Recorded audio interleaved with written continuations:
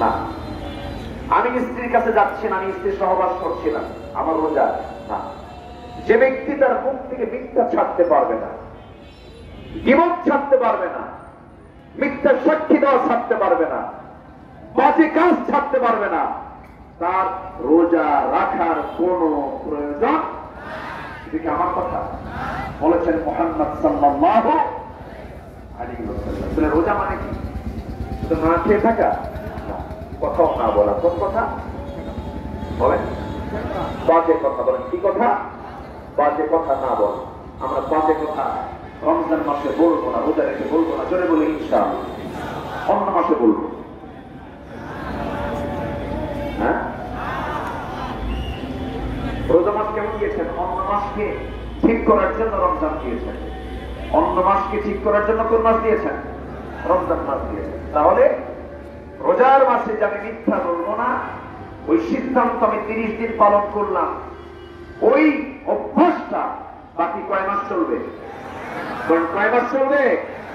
11 মাস চলবে। যদি 11 মাস না চালান, আপনার রমজান মাসে কোনো রোজাও কবুল হবে। আমি কি কথা বুঝতে পারতেছি? তাহলে এখন বলুন, আমার দেশে কিছু রোজাদার আছে, রোজা রাখে, সুদ খায়, সুদ কোনোদিন উল্লাহ পড়াতে না। সুদ উল্লাহ পড়াতে আছে? তবে রোজা রাখলে সুদ মাফ হয়ে যাবে। মাফ পাবেন না? সম্মানিত ভাই, ম্যানেজ করে পরিবারকে ম্যানেজ করে বিয়ের ব্যবস্থা করতে হবে। তবে আমাদের সমাজে বিয়ে সহজ না জেনা সহজ? জেনা সহজ। বিয়ে যেন সহজ হয়ে যায় এমন সমাজ করার তৌফিক আল্লাহ পাক আমাদেরকে দান করুন। চলে বলি আল্লাহুম্মা আমিন। একটা গজল হুজুর, একটা গজল হুজুর, একটা গজল, একটা গজল, একটা গজল, একটা গজল, একটা আল্লাহ কবুল করুন। একটা গজল হুজুর, একটা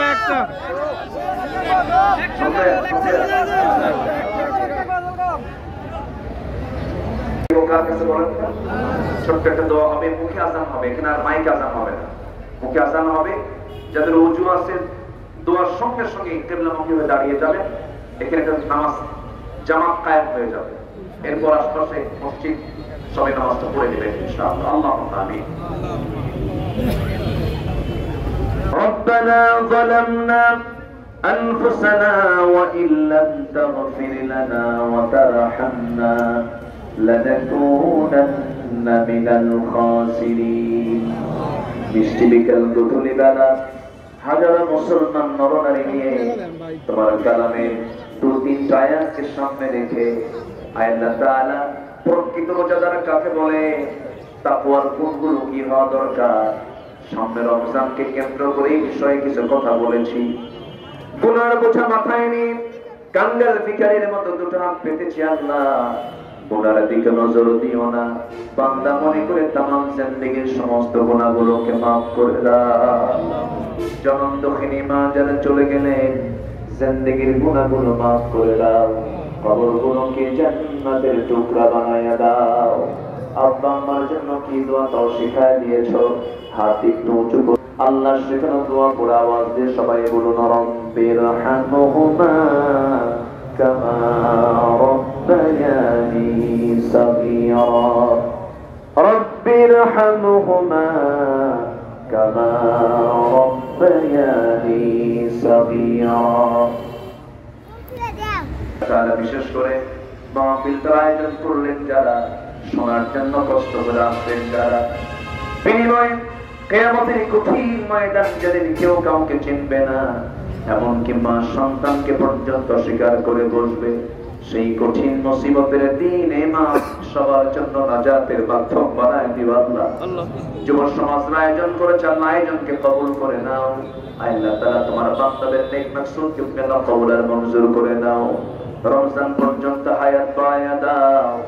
মাহে রমজানের সমস্ত রহমত বরকত মাগফিরাত আমাদেরকে তুমি আল্লাহ জুটায়া দাও। আল্লাহ তাআলা ইসলামপুরে সব ঘরকে ইসলামের দুর্গ বানায়া দাও। ঘরে ঘরে খালিদ বিন ওয়ালিদ পয়দা করে দাও।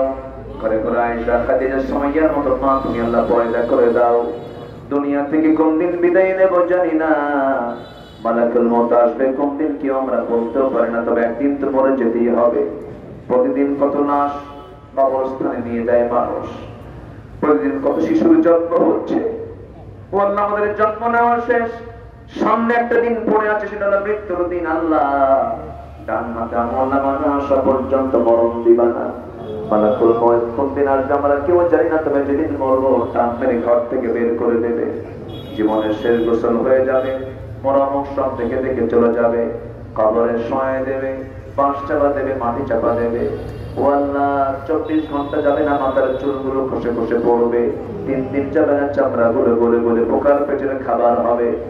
মাত্র 7টা দিন পেটের নারী হয়ে চোখ মুখ কান নামতে বের হওয়া শুরু হয়ে যাবে। মাত্র 3টা মাস কবর যদি খনন করা হয়, কয়েকটা হাঁস আর কিছুই খুঁজে পাওয়া যাবে না। সে অন্তিম মুহূর্ত যখন চলে আসবে, জাবানে জারি করে দিও লা ইলাহা ইল্লাল্লাহ মুহাম্মাদুর রাসূলুল্লাহ। আসসালামু আলাইকুম ওয়া রাহমাতুল্লাহি ওয়া বারাকাতুহু। ওযু আছে যার